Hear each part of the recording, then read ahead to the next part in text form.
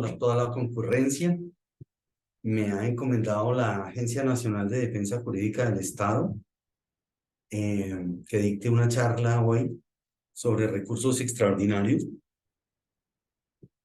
Y pues, a propósito de eso, pues aquí estoy enfrente de ustedes para hacerles una exposición al respecto.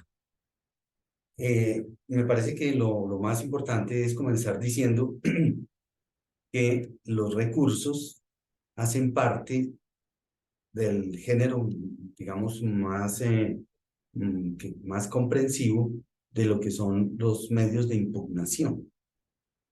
Entonces hay impugnación y es diferente si la impugnación se formula contra las pretensiones, si la impugnación se propone contra el procedimiento o si la impugnación se propone contra las decisiones judiciales. Dependiendo de cuál sea la ruta, cuál sea el camino, pues el mecanismo que ha contemplado la ley es diferente. Si se trata de impugnar el procedimiento, eso se hace a través de las nulidades o de las excepciones previas. Si lo que se va a impugnar son las pretensiones, que desde luego la pretensión la formula el demandante y la impugnación la formula el demandado, es a través de las excepciones de mérito.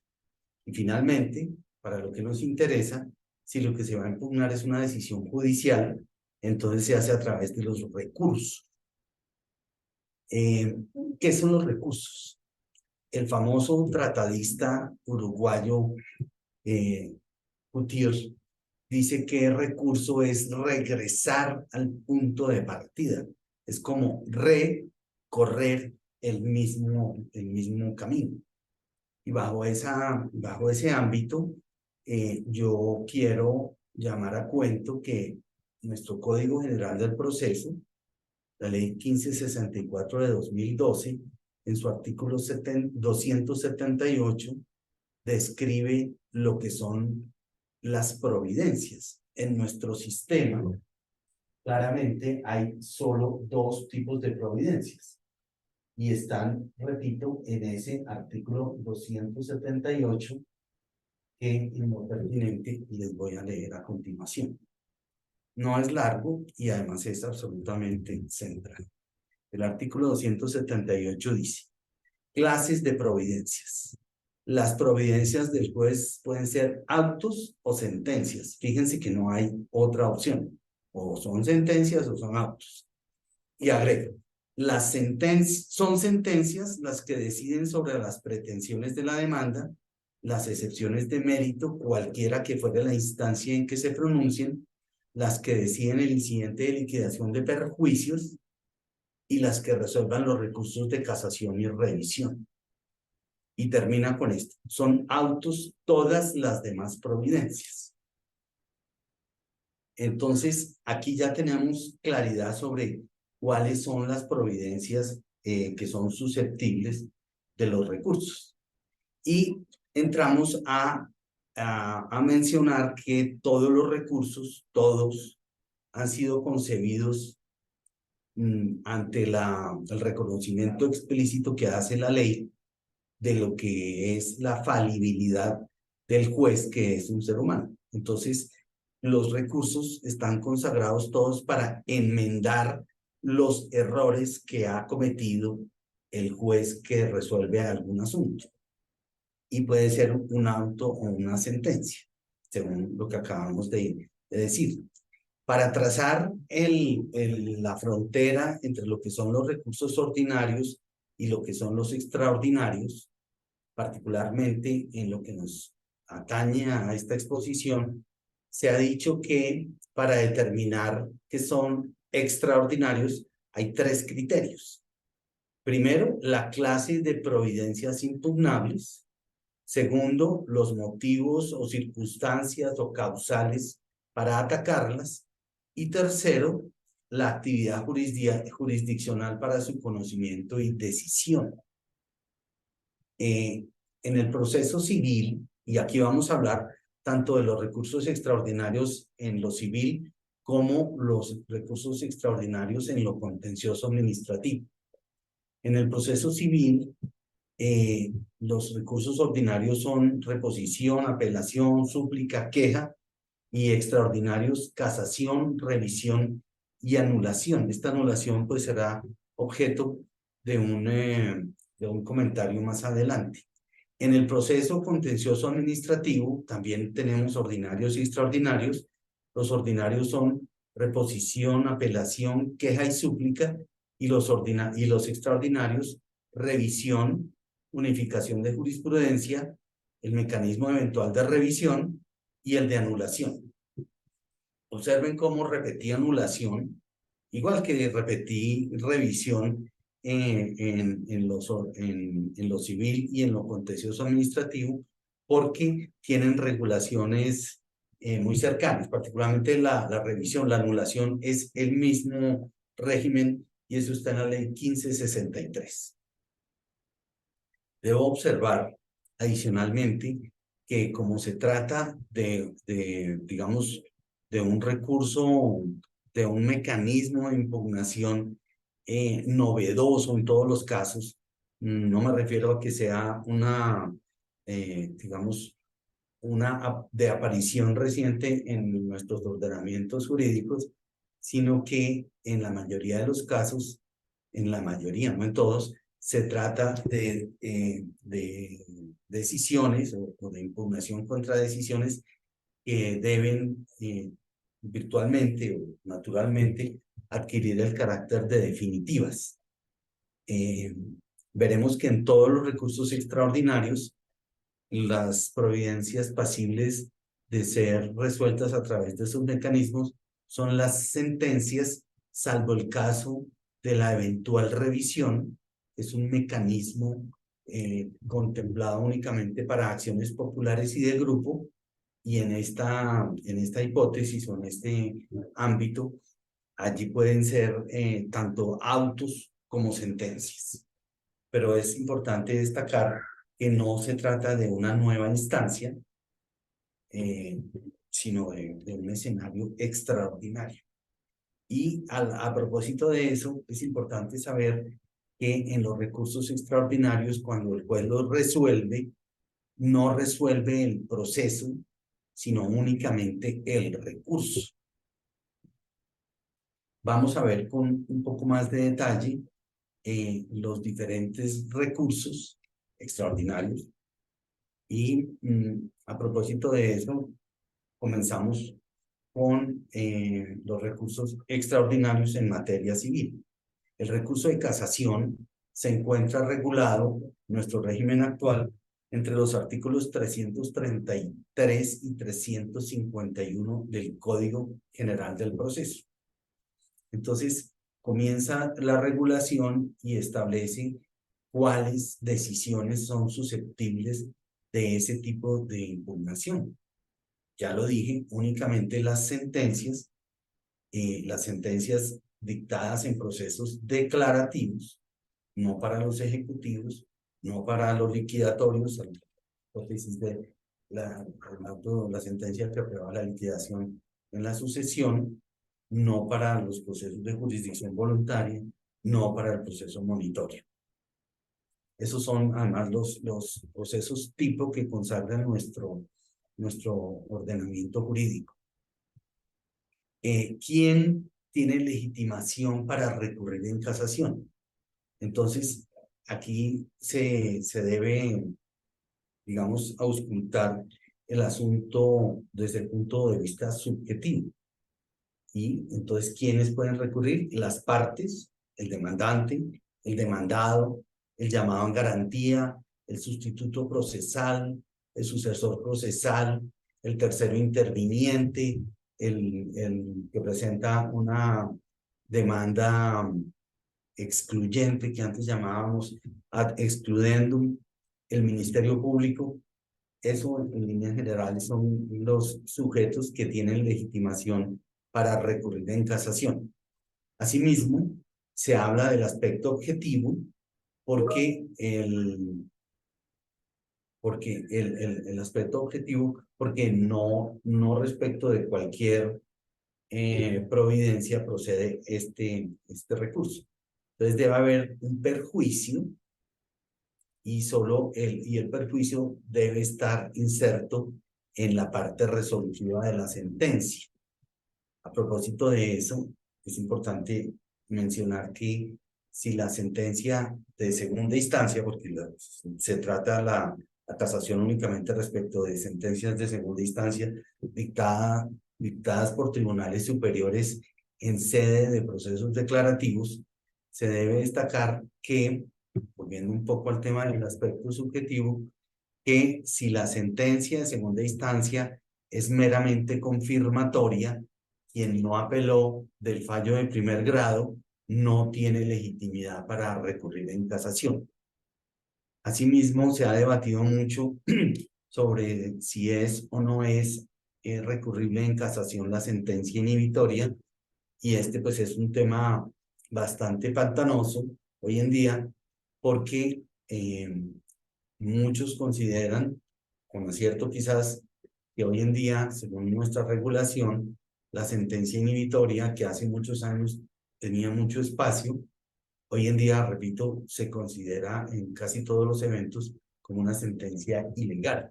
No obstante, todavía se presentan sentencias inhibitorias. Y está el debate de si es o no recurrible en casación. Yo pienso que sí lo es. Otra novedad, digamos, institución relativamente novedosa en cuanto a su regulación en materia del recurso de casación es la casación adhesiva. La casación adhesiva es aquella que se presenta cuando un sujeto que no tiene suficiente interés pecuniario para acudir a ese mecanismo, no obstante no tenerlo, presenta el recurso y alguna coparte o alguna contraparte que sí tiene, que sí cumple con todos los requisitos, entonces se le concede a ambos recurrentes, tanto al que no tenía suficiente interés como al que sí lo tiene. Hoy en día, el interés para recurrir en casación cuando juega el elemento perjuicio es equivalente a 1.000 salarios mínimos legales mensuales. Pero debe tenerse presente que esa cuantía es digamos, de la lesión que le causa la sentencia, no del valor de la pretensión ni del tipo de proceso o particularmente lo que tiene que ver con el criterio objetivo de competencia, que es la cuantía.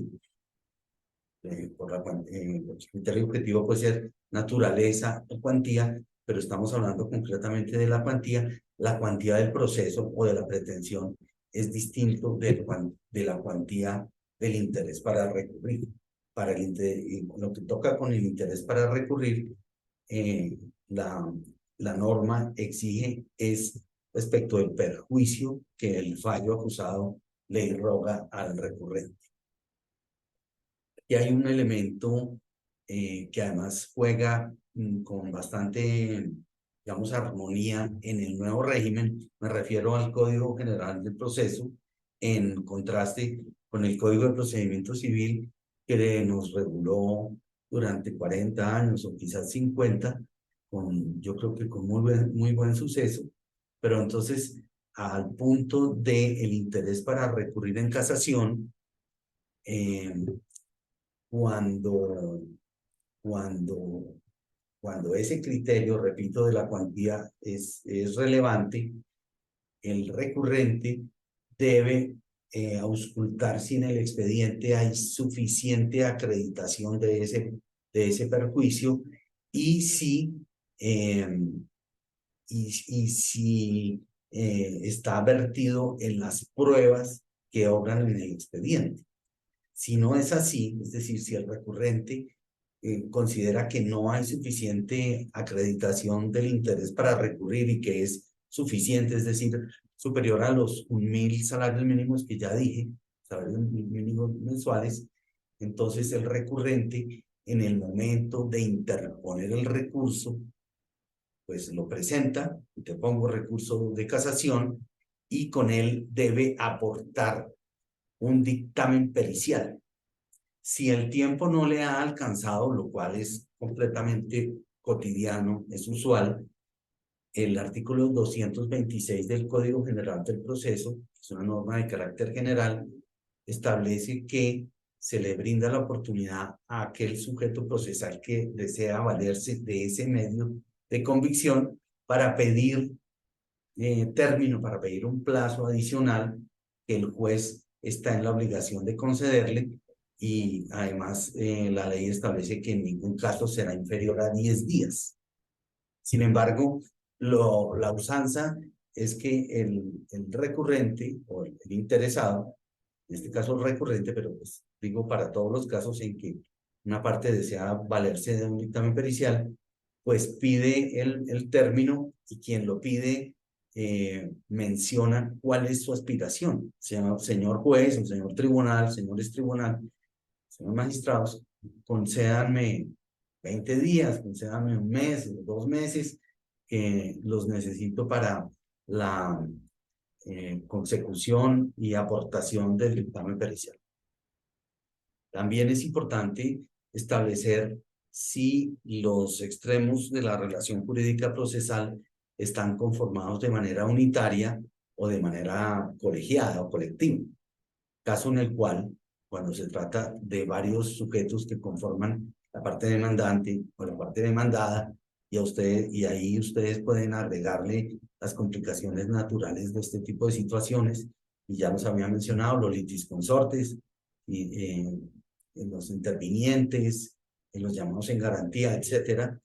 Si el litisconsorcio, por supuesto, es el nombre que se le asigna a la circunstancia en la que hay una pluralidad subjetiva en alguno de los extremos o en ambos.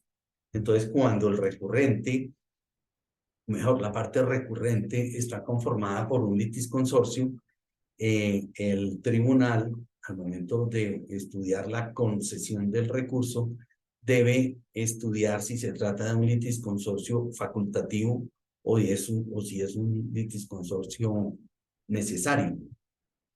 Porque si es un litisconsorcio facultativo, el interés para recurrir debe mirarse si uno solo de ellos tiene suficiente interés. No es la sumatoria del perjuicio de los recurrentes, es el que tenga el mayor interés. Y si ese que tiene el interés de mayor valor no le alcanza al mínimo que exige la norma, ya lo dije, 1.000 salarios mínimos, el tribunal está en la obligación de negar la concesión del recurso de casación. Sin embargo, y aquí hay una curiosidad, me parece que es una norma pues claramente desarmoniosa con nuestro ordenamiento jurídico, pero está y estaba también en el Código de Procedimiento Civil, y consiste en que el juez de segunda instancia, que es el inferior jerárquico de la Corte, que es la que finalmente tramitará y fallará el recurso de casación, repito, la Corte debe someterse a la valoración en materia de interés para recurrir, debe someterse, repito, a lo que haya concluido el tribunal. Es un caso muy curioso en que prevalece el criterio del inferior respecto del criterio del superior. Es una rareza, pero así es como está. También puede haber casación para asuntos que carecen de carácter patrimonial, como los asuntos de estado civil, y no todos los asuntos de estado civil. En materia de estado civil, aquellos asuntos que sí tienen recurso de casación son únicamente la impugnación o reclamación de estado y la declaración de uniones maritales de hecho. Alcancé a mencionarlo de manera tangencial, y en este momento pues lo repito. Hay en nuestro ordenamiento diferentes tipos de proceso: el declarativo, el ejecutivo, el liquidatorio, el de jurisdicción voluntaria y el monitorio, que es de reciente aparición, que me parece que debiera ser una quinta categoría, pero la ley lo clasifica como declarativo especial. el declarativo, que es el que nos interesa, porque solo en el escenario del declarativo es que sobreviene la posibilidad de recurrir en casación. El declarativo, repito, tiene la misión de obtener, para eso es la jurisdicción, una declaración de certeza. El proceso ejecutivo parte de la premisa de que el derecho ya está declarado. Entonces, digamos, es un asunto completamente distinto desde el punto de vista de la estructura del proceso y de la estructura misional de cada uno de esos tipos de proceso. El liquidatorio, como ustedes ya lo intuyen, seguramente lo conocen, pues pretende liquidar un patrimonio, ya puede ser el patrimonio de un sujeto a través de una sucesión por causa de muerte, pero también puede ser la liquidación de una sociedad, la liquidación de una fundación, la liquidación de la sociedad conyugal, y bueno, habrá otros ejemplos que en este momento no vienen a cuenta. Proceso de jurisdicción voluntaria es aquel en el que se pretende una autorización del Estado, digamos, se requiere el acompañamiento del Estado a través de la rama judicial para realizar alguna gestión.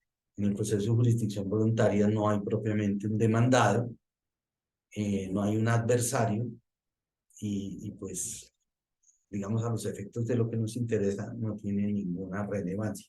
Finalmente, el monitorio especial, el monitorio que es un declarativo especial, como les dije, es un proceso como intermedio entre el declarativo y el ejecutivo. Pero volviendo a lo que nos interesa, pues es importante traer a cuento que la norma, el Código General del Proceso, en el capítulo 4, establece, lo consagra los recursos. Y en ese capítulo 4 está el de casación. Y comienza, y esto es central, con los fines del recurso. Aquí conviene, digamos, mostrar cuál es la intensidad, cuál es el alcance, la profundidad del propósito que la ley le ha asignado a esta institución de la casación. La casación además es una palabra de origen francés que significa cortar, partir, fracturar. Entonces, cuando se le pide al juez o tribunal de casación, que en Colombia es la Corte Suprema de Justicia, que casi un fallo, lo que se le está diciendo, se le está rogando, es que fracture esa decisión objeto del recurso y que dicte una sentencia de reemplazo, a menos que se trate, y eso lo veremos dentro de unos minutos, de una causal de nulidad, caso en el cual lo que ocurre es que la actuación debe remozarse, debe regresar hasta al momento en que surgió la irregularidad que se convirtió en, repito, nulidad de carácter procesal. Entonces estaba yo mencionando los fines del recurso de casación en el Código de Procedimiento Civil, que es el antecedente inmediato en el Código actual, tenía solamente dos fines primordiales: unificar la jurisprudencia nacional y proveer a la realización del derecho objetivo, y, digamos, de manera consecuencial, decía, además procura reparar los agravios inferidos a las partes por la sentencia recurrida. Eso estaba en el artículo 365 del Código de Procedimiento Civil, y su norma paralela, digamos, la que la reemplaza, está en el 333 del Código General del Proceso, que trae varias más finalidades. Entonces, la norma dice así, y es muy cortita: el recurso extraordinario de casación tiene como fin defender la unidad e integridad del ordenamiento jurídico, eso es una novedad, lograr la eficacia de los instrumentos internacionales suscritos por Colombia en el derecho interno, eso también es una novedad, proteger los derechos constitucionales, es una novedad la inserción de esto digamos, en los fines del recurso, pero desde luego siempre los jueces, esté o no consagrado en la norma, tienen la misión natural de proteger los derechos constitucionales. Continúo, controlar la legalidad de los fallos. Ese, digamos, en su redacción es novedoso, pero en realidad es lo mismo que siempre ha tenido la casación, continúa unificar la jurisprudencia nacional. Eso es explícito y ha sido siempre así desde su nacimiento. Es la concepción misma de lo que es el recurso de casación, y termina con irreparar los agravios irrogados a las partes con ocasión de la providencia recurrida. Eso ya estaba en la legislación anterior, como se le acabó de mencionar, que estaba en el 365 del Código de Procedimiento Civil. En cuanto a la procedencia, aquí yo debo mencionar, y ya lo dije antes, y seguramente lo voy a repetir, pero es importante reiterar y martillar, excúsenme el lenguaje, en que en que debe ser contra sentencias. La casación es contra sentencias.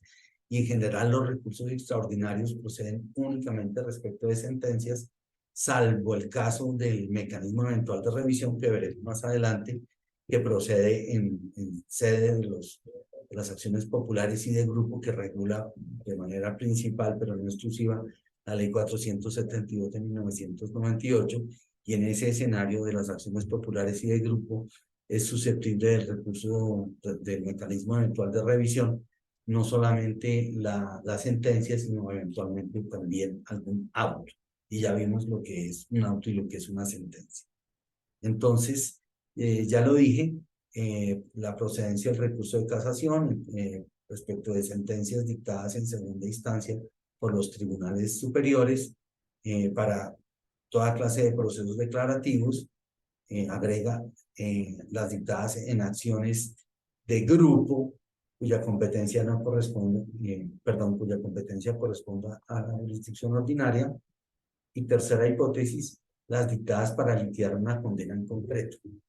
Esto requiere un comentario especial, y es que cuando el juez, al dictar la sentencia, estoy hablando de las sentencias de instancia y concretamente de la de segunda instancia, cuando el juez no encuentra elementos suficientes para proferir una condena en concreto, entonces la profiere en abstracto, porque no hay suficientes elementos probatorios para lo deseable que es que sea en concreto. Entonces, la ley establece que la parte triunfadora, la parte beneficiada con esa condena, debe, puede o debe, es una carga procesal en el sentido técnico de lo que es una carga procesal, es decir, que es un privilegio que la ley le otorga a un sujeto que puede ejercitar sin tropiezo, pero en caso de no hacerlo, pues se somete a la adversidad de no haber ejercido ese derecho. Entonces, lo que quiero decir es que en el régimen actual, cuando se profiere una condena en concreto, el beneficiado tiene la potestad de presentar un incidente, así se llama, un incidente de liquidación de la condena, para que de ser una condena en abstracto se convierta en una condena en concreto. La novedad, ya estaba en el régimen anterior, la novedad consiste en que en el Código General del Proceso ese incidente se falla mediante sentencia, no mediante auto, mediante sentencia.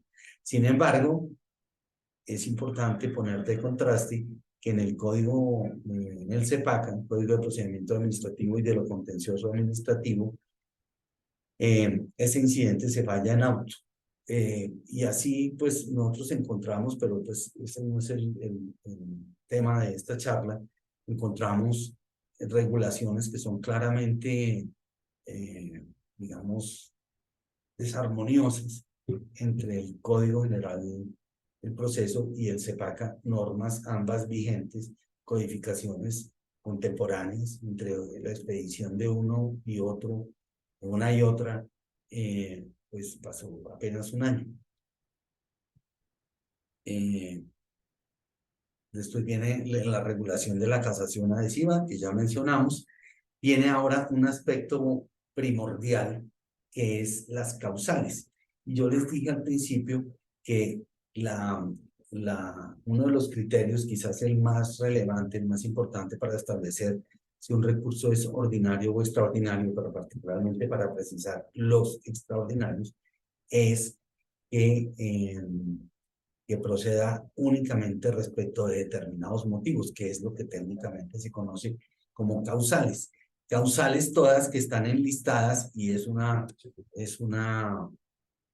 enumeración, enunciación, números clausus, es decir, taxativa, no hay más, sino las que establece la ley.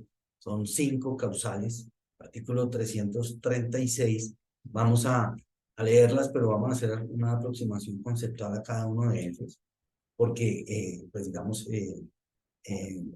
más adelante veremos propiamente lo que es el trámite de la casación. El trámite, yo diría que es sencillo, pero la resolución digamos, de la sentencia, el proferimiento de la sentencia, es un asunto de naturaleza muy compleja. Entonces, son causales del recurso extraordinario de casación, artículo 336 del Código General del Proceso. Primero, la violación directa de una norma jurídica sustancial. Aquí es importante tener presente que el propósito natural del recurso de casación es la protección, y así están los fines del 333, es la protección del ordenamiento jurídico. Entonces, la violación directa de la norma sustancial es un juicio de legalidad, como lo es en general el recurso de casación, pero es un juicio de legalidad a través de esta causal primera en un enfrentamiento entre la decisión judicial y la norma aplicable. Fíjense que ahí no pasa por los hechos, a pesar de que, por supuesto, siempre habrá hechos en un proceso judicial, y de hecho digamos, la mención de los hechos es un elemento esencial de la demanda. Pero la violación directa, la causal primera, es, repito, un enfrentamiento entre la norma y la decisión, sin pasar por el tema fáctico, ni por la interpretación de la demanda o de la contestación o de las excepciones. Segunda causal, la violación indirecta de la ley sustancial como consecuencia de error de derecho derivado del desconocimiento de una norma probatoria o por error de hecho manifiesto y trascendente en la apreciación de la demanda, de su contestación o de una determinada prueba. Entonces, uno lee esto y parece complicadísimo, y lo es, pero tenemos que empezar por mencionar que tanto la causal primera como la causal segunda mencionan como uno de sus requisitos de carácter estructural es la violación de una norma de naturaleza sustancial. Y ese es un primer escollo que siempre hay que superar cuando estamos hablando de cualquiera de estas dos causales. ¿Qué es una norma jurídica sustancial? Para empezar, es muy importante decir que no es aquella que esté en un código sustantivo, como en el Código Civil o el Código de Comercio, para dar ejemplos absolutamente, digamos, protuberantes. No es la inserción de la norma en una codificación que se tiene como de carácter sustantivo, sino si cumple con el requisito que la jurisprudencia ha consagrado, y es, o se enuncia diciendo que la norma sustancial a los efectos, repito, casacionales, es aquella que ante una situación específica de hecho tiene una consecuencia asimismo específica. Se requieren el cumplimiento de esas dos exigencias. Entonces, cumplida esa exigencia de que haya vulnerado una norma de carácter sustancial, entonces entramos a diagnosticar si es por la vía directa, repito, una confrontación entre la norma y la decisión, o si es indirecta, es decir, a través de, por eso es indirecta, como, digamos, tiene tiene como una etapa intermedia, y es a través de los hechos. Y puede ser a través de los hechos vertidos en las pruebas, o puede ser a través de los hechos vertidos en las excepciones o en la demanda. Entonces, en la concepción original, la casación era únicamente vía directa y después fue evolucionando de manera que, y eso es hoy en día pacíficamente aceptado, también hay casación vía indirecta, repito, a través de los hechos. Entonces, como los hechos llegan a conocimiento al juez únicamente a través de los medios de convicción, es decir, los medios de prueba, los testimonios, los documentos, la declaración de parte, la inspección judicial, etcétera. Entonces, el recurrente tiene que mencionar que es causal segunda, violación indirecta, y debe indicar si se trata de error de derecho o de error de hecho. ¿Qué es una cosa y qué es la otra?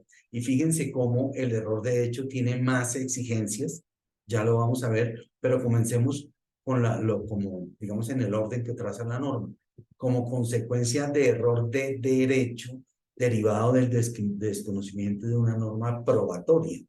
Entonces, el error de derecho ocurre cuando el juez de segunda instancia, el Tribunal Superior, en un proceso declarativo, se equivoca porque le da valor a un medio probatorio que ha desconocido una norma de disciplina probatoria. Ese es el error de derecho. Cuando, para ejemplos, digamos, elementales, eso en la práctica, por supuesto, es mucho más complicado, cuando el juez en el momento de recaudar un testimonio olvida, omite tomarle juramento al testigo. Ahí hay claramente un error de derecho porque se infringió una norma de disciplina probatoria. Cuando un documento obra en un idioma distinto del castellano y no tiene la correspondiente traducción oficial. No importa si el juez conoce el idioma o la lengua en la que está vertido ese documento, eso es irrelevante, tiene que hacerse la traducción y tiene que ser una traducción oficial. Estoy dando simplemente ejemplos. Esos son clásicos ejemplos del error de derecho. O por error de hecho, ese es el de derecho. El de hecho es por error de hecho manifiesto y trascendente. ¿Qué significa eso de manifiesto? Manifiesto significa que la única interpretación razonable, legítima, correcta, es la que propone el recurrente.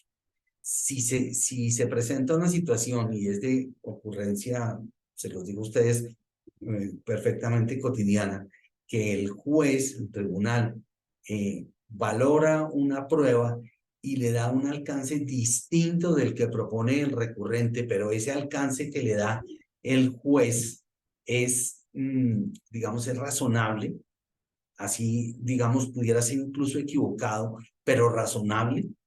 En ese caso, no prospera el recurso porque debe ser un error de hecho manifiesto, en el entendido que ya les dije, que la única interpretación razonable, legítima, es la que propone el recurrente. Y además dice y trascendente. Lo vuelvo a leer, o por error de hecho manifiesto y trascendente. Trascendente significa que esa valoración equivocada del medio probatorio fue la que condujo al sentido de la decisión. Y agrega, en la apreciación, ya lo dije, de la demanda, de su contestación o de una determinada prueba. Entonces, puede ser a través de cualquiera de esas tres, digamos, afluentes, que son la demanda, la contestación y una determinada prueba. Y como les digo, es un error manifiesto y que conduce a esa decisión. Eso significa que eso es lo que se conoce como trascendente. Eh,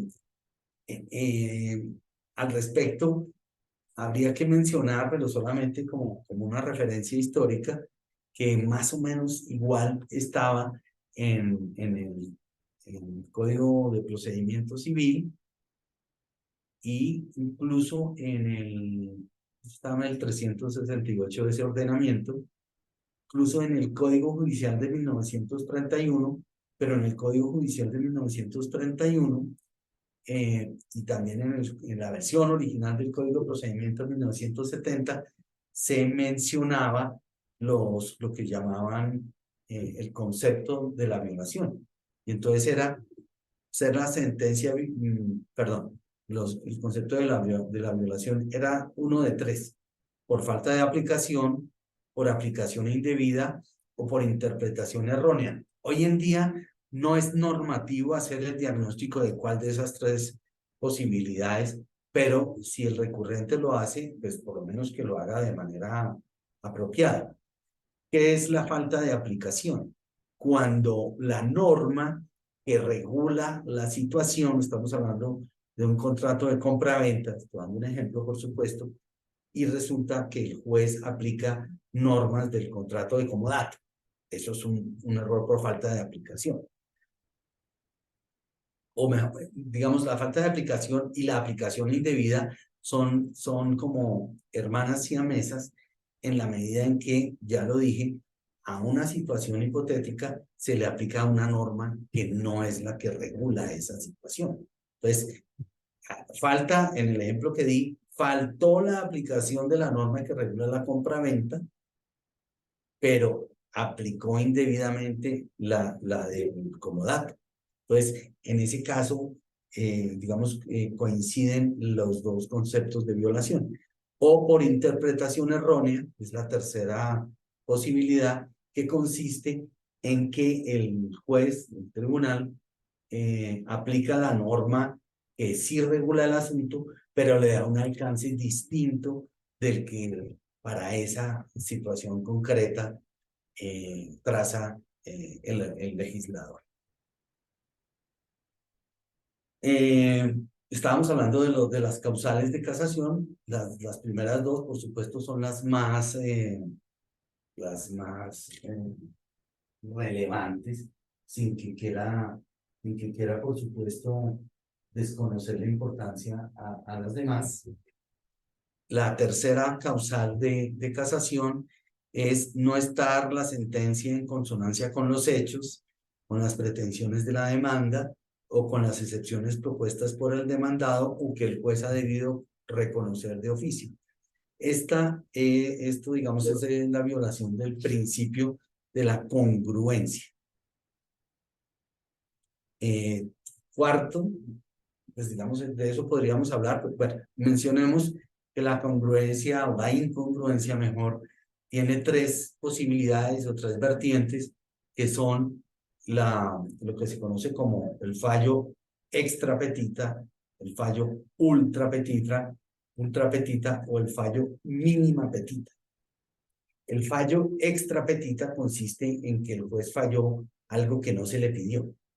El fallo ultra petita consiste en que el juez concedió más de lo que se le pidió. Y el fallo mínima petita consiste en que el juez dejó de pronunciarse sobre algo, algún extremo, sobre el que debía dictar, debía decidir.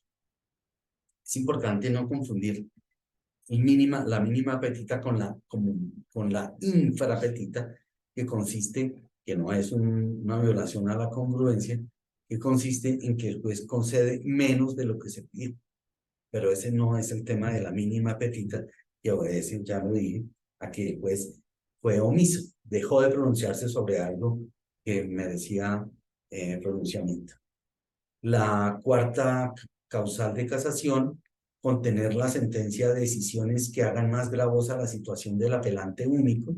Es lo que se conoce como la reformatio imperius o la violación de la reformatio imperius. Esta causal tiene una curiosidad, en mi opinión, y es que pues es considerada de las causales sustanciales. O sea, las sustanciales serían la primera, la segunda y la cuarta. Y las procesales, la tercera, que ya mencioné, la incongruencia, y el numeral quinto, o la causal quinta, que es quinto, haberse dictado sentencia en un juicio viciado de algunas de las causales de nulidad consagradas en la ley, a menos que tales vicios hubieran sido saneados. Más adelante vamos a hablar de la causal de nulidad,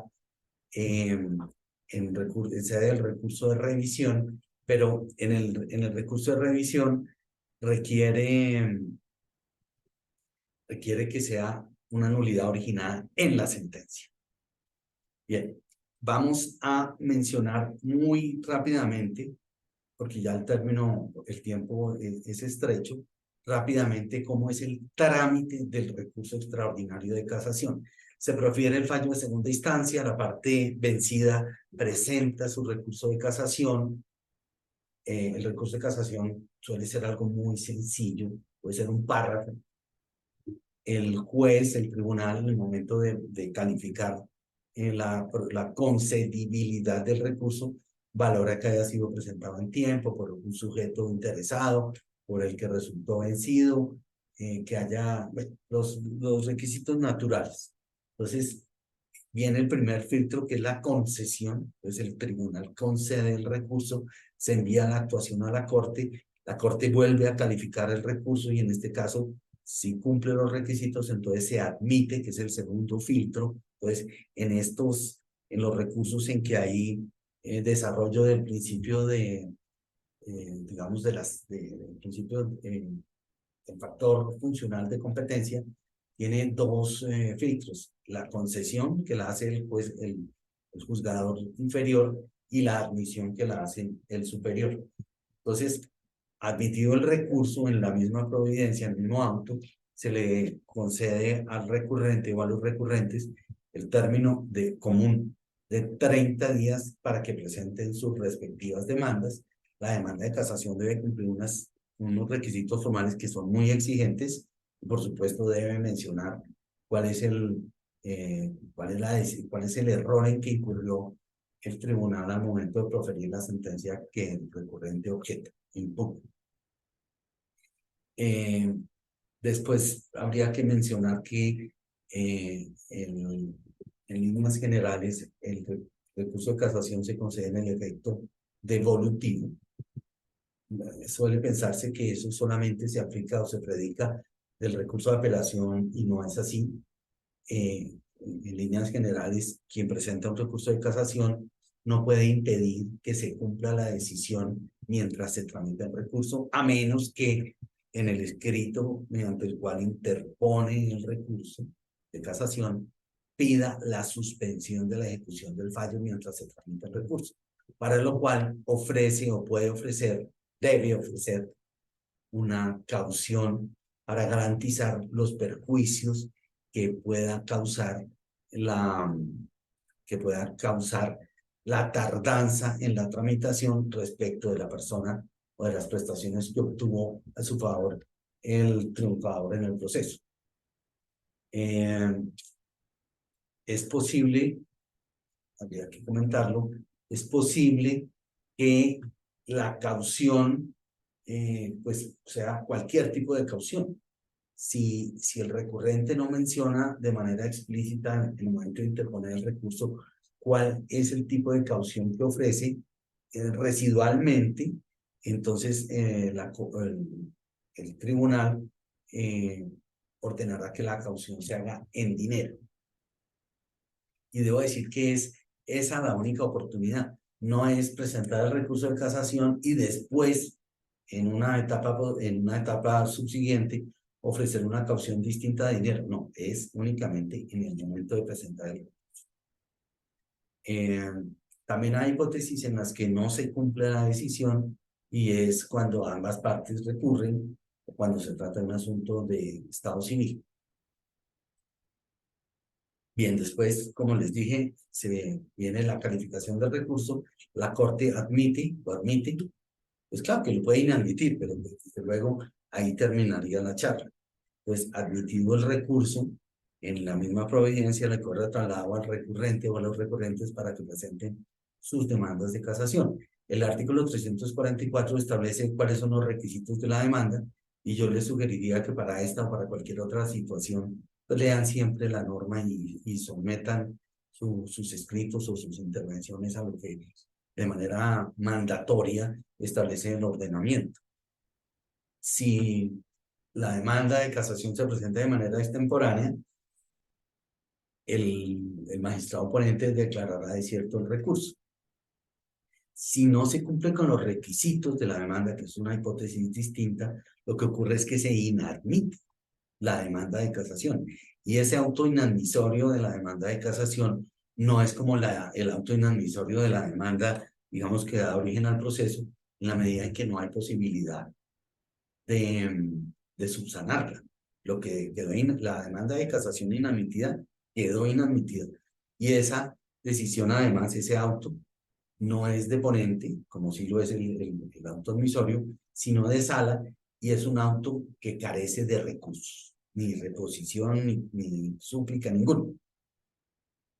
Bueno, hay que mencionar que incluso en el régimen actual, eso no estaba antes, hay casación de oficio, pero es algo de muy difícil, digamos, de muy difícil desarrollo, pero ya ha habido casos en los que incluso la, la Corte falla una casación respecto de un asunto que no fue objeto de casación por quien resultó finalmente triunfador en casación.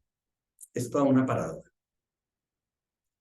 Eso sería, digamos, lo que yo diría sobre el recurso de casación, que por supuesto daría para muchas horas de exposición, pero dada digamos, la estrechez del tiempo que me concedieron, pues aquí dejaría eso, salvo la mención que es importante, de que en casación puede haber errores injudicando, puede haber errores improcedendo. Y ya lo dije antes, entonces injudicando son errores de juzgamiento, que son las causales primera, segunda y cuarta, la violación de la norma sustancial por vía directa o indirecta, y la cuarta, que es la de la reformatio impellos, la violación del principio de la reformatio impellos, es decir, que el juez en el momento de fallar desconoce esa norma de carácter limitativo, porque lo que establece la norma general es que el juez de segunda instancia no puede hacer más gravosa la situación del único apelante. Y obviamente estamos hablando de que la hace más gravosa. Eso es lo que permite que proceda el recurso de casación en esa hipótesis. Y los errores improcedendo son aquellos que son errores, digamos, de actividad. Bien, vamos entonces a hablar a partir de ahora de una manera mucho más panorámica y mucho más veloz de lo que son los otros recursos extraordinarios.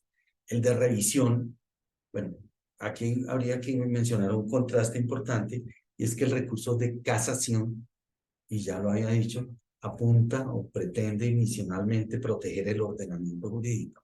El recurso extraordinario de revisión tiene una finalidad totalmente distinta, y es la protección de la equidad. Está regulado el recurso de revisión en el Código General del Proceso, en los artículos 350 a 360 de ese ordenamiento. En este caso se dice, la regulación establece que procede contra las sentencias ejecutoriadas. En el régimen antiguo, originalmente, porque eso después cambió, era solamente determinadas sentencias. Por ejemplo, no operaba recurso de revisión respecto de sentencias proferidas en única instancia. Eso quedó modificado por un fallo de constitucionalidad. Y hoy en día la norma es explícita, lo vuelvo a leer, artículo 354, el recurso extraordinario de revisión procede contra las sentencias ejecutoriadas, no tiene más requisitos. Y menciona el artículo 355 las causales de revisión. Los vamos a leer de corrido, de pronto hacer algún comentario si lo amerita. Primero, haberse encontrado después de pronunciada la sentencia documentos que habrían variado la decisión contenida en ella y que el recorriente no pudo aportarlos al proceso por fuerza mayor, caso fortuito o por obra de la parte contraria. Entonces, fíjese que esto alude a un tipo específico de medio probatorio que es el documental. Segundo, haberse declarado falsos por la justicia penal documentos, también medio probatorio documental, que fueron decisivos para el pronunciamiento de la sentencia recurrida. Tercero, haberse basado la sentencia en declaraciones de personas que fueran condenadas por falso testimonio en razón de ellas. Fíjense que aquí hablamos de medios probatorios en concreto, que serían el testimonio, la declaración de parte y la confesión. Cuarto, haberse fundado la sentencia en dictamen de perito condenado penalmente por ilícitos cometidos en la producción de dicha prueba. Otra vez acude a un medio específico de prueba, en el dictamen. Quinto, haberse dictado sentencia penal que declare que hubo violencia o cohecho en el pronunciamiento de la sentencia recurrida. Sexto, haber existido colusión u otra maniobra fraudulenta de las partes en el proceso en que se dictó la sentencia, aunque no haya sido objeto de investigación penal, siempre que haya causado perjuicios al recurrente. Esto en la práctica es de muy difícil valoración cuando se trata de la segunda hipótesis u otra maniobra fraudulenta. Porque cuando uno tiene un fallo ejecutoriado, fallo penal ejecutoriado, en que dice que el dictamen pericial fue, digamos, originado en un ilícito, o si se trata de un documento falsificado, o si hay una sentencia penal que declare que hubo violencia o cohecho, pues, digamos, hay un aporte bastante, digamos, una premisa muy poderosa. Pero la otra maniobra fraudulenta, eso es muy difícil de acreditar. Séptimo, estar el recurrente en alguno de los casos de indebida representación o falta de notificación o emplazamiento, siempre que no haya sido saneada la nulidad. Entonces, fíjese cómo alude al régimen general de las nulidades, que eso está en el artículo 133 y siguientes del Código General del Proceso, y por supuesto se aplica todo el régimen correspondiente. Octavo, existir nulidad originada en la sentencia, alcancé a mencionar hace un momento, nulidad originada en la sentencia que puso fin al proceso y que no era susceptible de recurso. ¿Cuál es la hipótesis o cuáles son las hipótesis en las que la nulidad sobreviene al momento de proferir la sentencia? Por ejemplo, cuando se condena a una parte se condena a un sujeto que no era parte en el proceso, cuando el proceso estaba suspendido o estaba interrumpido y el juez dictó sentencia. Bueno, hay varias hipótesis que en realidad es la jurisprudencia la que se ha encargado como de compilarlas. Esa es la situación. Novena, causal y última, ser la sentencia contraria a otra anterior que constituya cosa juzgada entre las partes del proceso en que aquella fue dictada, siempre que el recurrente no hubiera podido alegar la excepción en el segundo proceso por haberse designado curador ad litem y haber ignorado la existencia de dicho proceso. Sin embargo, no habrá lugar a revisión cuando en el segundo proceso se propuso la excepción de cosa juzgada y fue rechazado. Entonces, fíjense, es supremamente exigente, porque, pero pues parte de la premisa de que hay sentencias enfrentadas y la ley, que por supuesto debe proteger sus propias instituciones, lo que hace es proteger la primera sentencia, aquella que, la primera digo en el sentido cronológico, y que constituya cosa juzgada entre las partes en el proceso, pero le pone esas exigencias, que debe haberlo alegado, o que si no lo alegó fue porque estuvo representado por curador ad litem, y que si la alegó y le fracasó, entonces ya no tiene revisión. Término para interponer el recurso, artículo 356, normalmente es de 2 años, dependiendo, y digamos, el momento de iniciación es normalmente la ejecutoria de la sentencia, pero tiene tratamiento diferencial según las causales. Y cuando se alega la causal séptima, que es la de la indebida representación o falta de notificación, el término será hasta de 5 años, que se contarán desde el momento en que la parte se entere, o si se trata de un fallo que haya sido o haya debido ser registrado a partir del momento en que se inscriba en el registro público la correspondiente sentencia. Sin embargo, pues cada una de esas tiene unas regulaciones específicas debo decir que el recurso de casación, extraordinario de revisión, perdón, igual que el de casación, requiere una demanda. En el recurso de casación, ya lo dijimos, se interpone mediante un escrito, es un escrito, ya lo dije, muy sencillo, pero en cambio el recurso de revisión dice, el recurso se interpondrá por medio de demanda, que deberá contener y establece los requisitos, pero es toda una demanda. Entonces, ¿cuál es el trámite que se le concede al recurso extraordinario de revisión?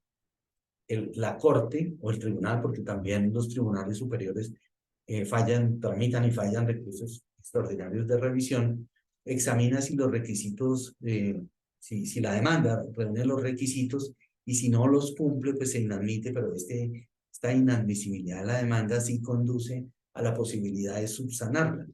Supongamos que se subsana, entonces lo que hace la Corte es ordenar al despacho judicial en donde obra la actuación que remita el expediente. Pero uno de los requisitos para el recurso de revisión es que la sentencia esté ejecutoriada. De hecho, ya dijimos que el término para presentar el recurso corre a partir del momento de su ejecutoria y pues ya dijimos cuáles son los términos.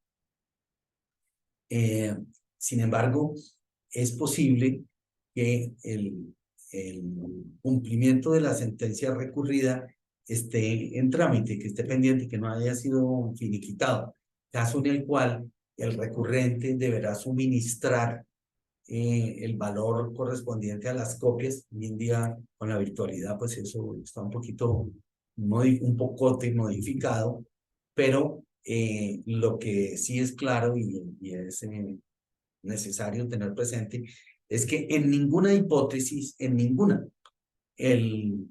la tramitación del recurso extraordinario de revisión supone la suspensión de la ejecución del fallo objeto de la impugnación, distinto de como ocurre, ya lo dijimos, en casación. Entonces, llegada a la actuación a la Corte, valora, digamos, el asunto y propiamente viene el auto admisorio del recurso de revisión que debe notificarse personalmente a los demás sujetos procesales para que intervengan. Tienen un término de traslado muy breve de 5 días en el que pueden pedir pruebas, lo que consideren apropiado, pero aquí no hay excepciones previas. También es importante destacar que, si bien es una demanda, no está contemplada la posibilidad de que haya reforma de la demanda. Igual tampoco hay reforma de la demanda de casación. Por supuesto, la sentencia la dicta la Corte y trae hipótesis diversas en relación con cuál es la forma de proveer si prospera una causal o la otra. Pero en líneas generales, la sentencia que si declara próspero el recurso, pues entonces invalida el fallo impugnado y en la mayoría de las hipótesis la Corte dicta el fallo de reemplazo. Pero si se trata de nulidad original de la sentencia, entonces se le ordena al tribunal digamos, de origen, que enmiende la actuación irregular y prosiga naturalmente el trámite que le corresponda. Ahora, desde luego también existe la hipótesis de que esa nulidad, haya ocurrido en la primera instancia, caso en el cual regresará allá. En este proceso, en este asunto del recurso extraordinario de revisión, se pueden pedir y practicar medidas cautelares.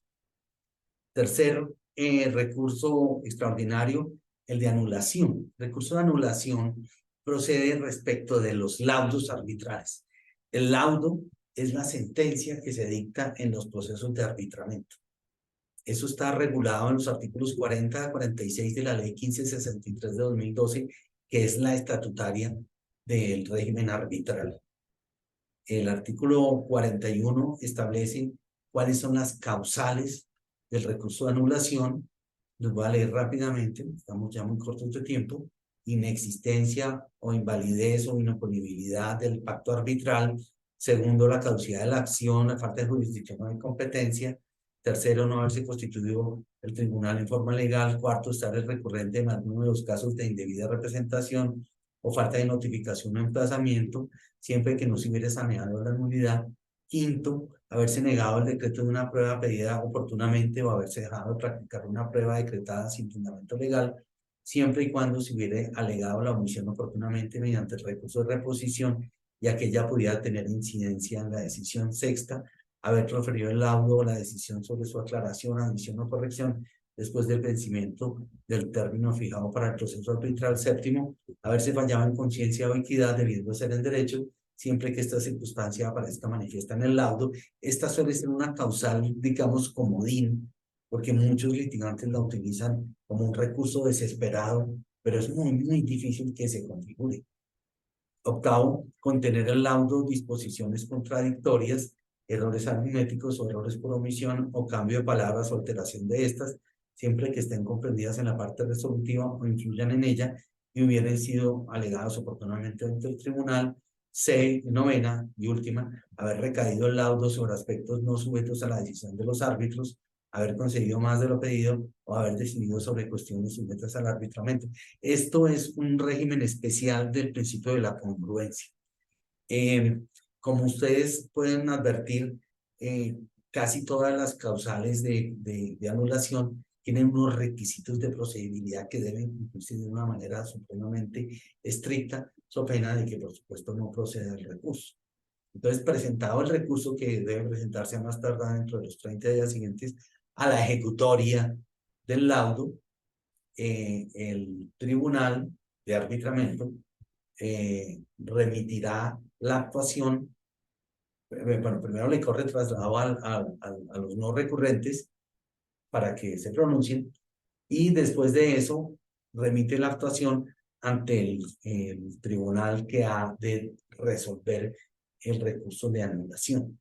El recurso de anulación en materia civil lo resuelven los tribunales superiores. En materia contencioso administrativa, la resuelve el Consejo de Estado, dependiendo pues de las competencias de las diferentes salas. Es importante destacar que el recurso de anulación, digamos, en sede del proceso arbitral solo hay dos recursos o tres recursos: el de reposición, y hay una cantidad de providencias que no son susceptibles de reposición, como por ejemplo el auto que decreta pruebas, que en la jurisdicción ordinaria o digamos, en el proceso ante la jurisdicción ordinaria sí es susceptible de reposición, también en lo contencioso administrativo, pero no en el mundo arbitral. Dije que eran tres recursos únicamente: de reposición, que ya dije, el de anulación que estamos comentando, y el de revisión, al que se le aplica el régimen que ya mencionamos. El proceso arbitral, por su propia naturaleza, es de única instancia y se ha concebido desde siempre que las causales de anulación son todas de carácter, digamos, de trámite. El recurso de anulación, por ejemplo, no tiene el alcance de que el juez que lo falla pueda penetrar en la sustancia de la materia del debate en el proceso arbitral, salvo que desde luego prospere el recurso, en caso en el cual pues deberá fallarlo, dictar el fallo de reemplazo. Sin embargo, cuando las causales son, por ejemplo, la falta de competencia o que se pronunció sobre algo que estaba fuera del marco digamos, del pacto arbitral, entonces la decisión de reemplazo pues se le remite al juez o tribunal que, de conformidad con las competencias ordinarias, los factores de competencia ordinarios, debió conocer del asunto. Seguimos ahora ya en lo contencioso administrativo. Entonces dijimos que son el de revisión, que el régimen es muy parecido, pero muy parecido. Sin embargo, el término no es de 2 años, sino de 1 para presentar el recurso. Aquí quiero decir que tanto en lo contencioso administrativo como en lo ordinario, el término de 1 año y de 1 año en lo contencioso administrativo y de 2 en lo civil, son de caducidad, no de prescripción. Entonces, el de revisión tiene un régimen muy parecido. Sin embargo, tiene algunas diferencias y las causales pues no son exactamente iguales, pero más o menos es la misma situación. Sin embargo, el recurso de revisión en sede de lo contencioso administrativo se presenta mediante escrito que debe contener unas exigencias, pero no mediante una demanda. Ahí marca una diferencia importante. El recurso de revisión está regulado en el contencioso administrativo entre los artículos 248 y 256 del CEPAC, pero son también otros recursos extraordinarios, el de unificación de jurisprudencia, el mecanismo y el mecanismo eventual de revisión, y el de anulación, pero ese ya lo revisamos. Entonces, el de revisión, como yo ya se los había dicho, pretende o sanear o no sé, solucionar un problema originado en una injusticia, en un atentado contra la equidad que produjo o condujo a la decisión o al sentido de la decisión que es ahora objeto de la impugnación. El de unificación de jurisprudencia, como su nombre lo indica, es aquel que pretende que el que lo falla, que es el Consejo de Estado, modifique, revoque o, digamos, de alguna manera desconozca una sentencia en la que se ha contravenido lo ya resuelto en sede de unificación jurisprudencial. Entonces, es un enfrentamiento entre la nueva decisión objeto del recurso con lo que sobre la misma materia de manera unificadora ya se ha pronunciado el Consejo de Estado. Yo quiero hacer un comentario y es que cuando uno estudia derecho, pues digamos, el derecho occidental, por llamarlo de alguna manera, hay como dos grandes ramales que son el derecho que llamamos continental, o sea, del continente europeo, y el derecho anglosajón, que, digamos, el derecho anglosajón siempre se ha caracterizado por, digamos que las decisiones deben fundarse o trazarse de conformidad con el precedente judicial, mientras que en el derecho continental, digamos, de Francia, España, etcétera, de tradición románica, pues siempre apoyado en la norma escrita en derecho positivo.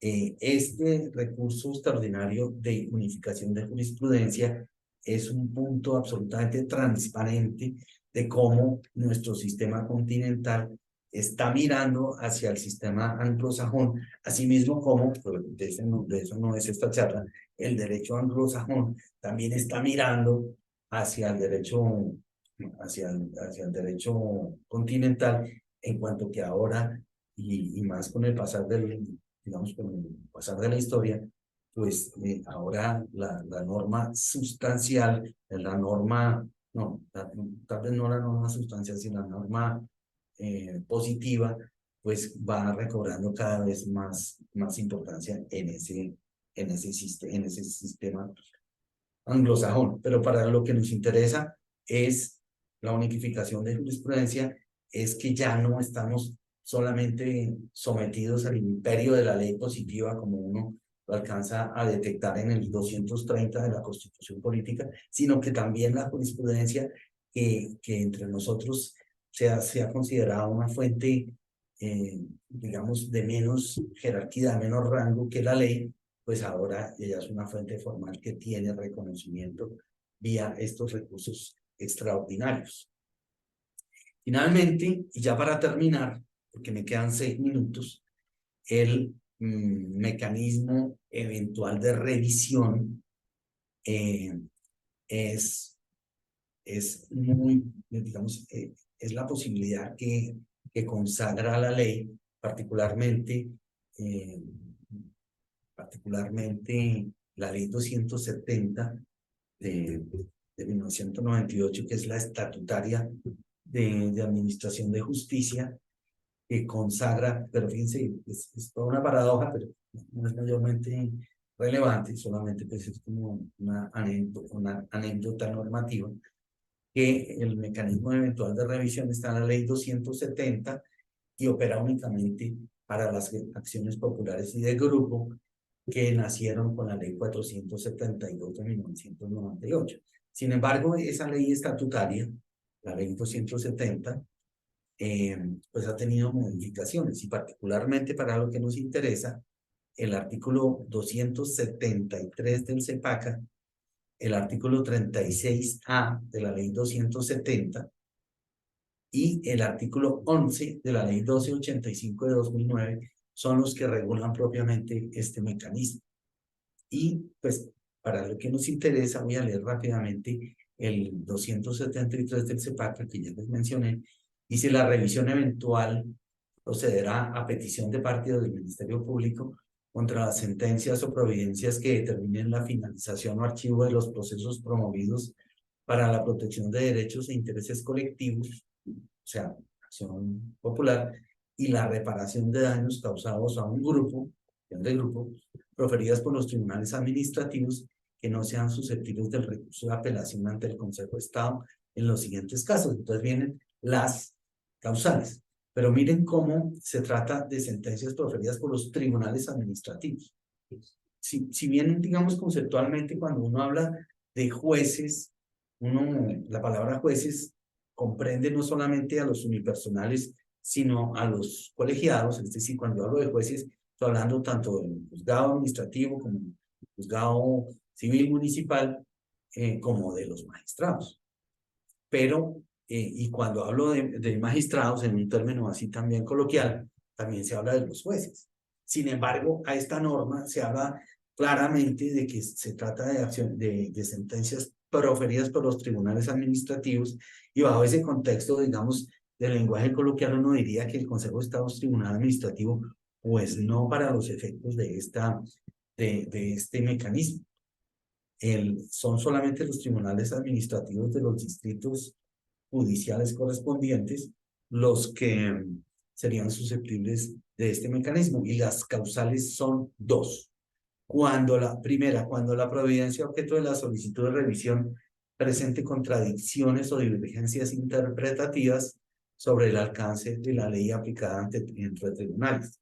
Fíjense cómo tiene esa misma aspiración de la unificación de la jurisprudencia, que está tanto en el recurso extraordinario de unificación, como está también, y yo les dije que era desde el origen, el recurso de casación siempre ha tenido como aspiración la unificación jurisprudencial. Y segunda causal, cuando la providencia objeto de la solicitud se oponga en los mismos términos a que se refiere el numeral anterior a una sentencia de unificación del Consejo de Estado o a jurisprudencia reiterada de esta corporación.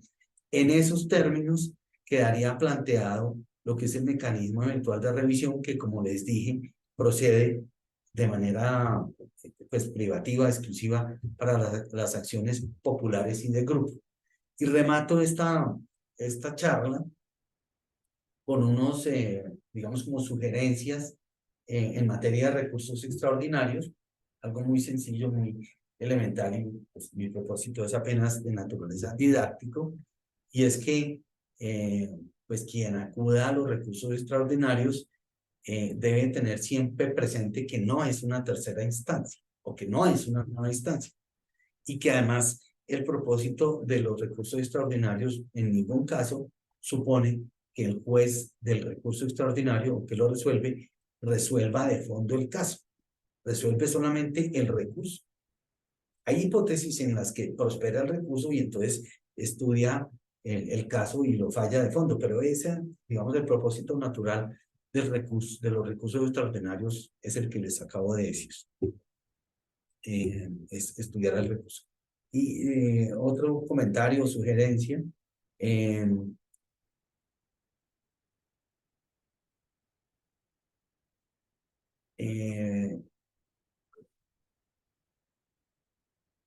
pues deben los litigantes estudiar con mucho detenimiento, con mucha disciplina, y con digamos, mucho rigor la jurisprudencia, tanto del Consejo de Estado en lo contencioso, como pues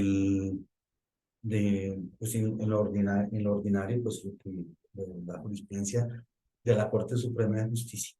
Bueno, en los términos que acabo de terminar, queda la exposición sobre recursos extraordinarios y pues les agradezco a toda la concurrencia su atención. Espero que en ocasiones posteriores podamos volvernos a encontrar. Muchas gracias. Hasta luego.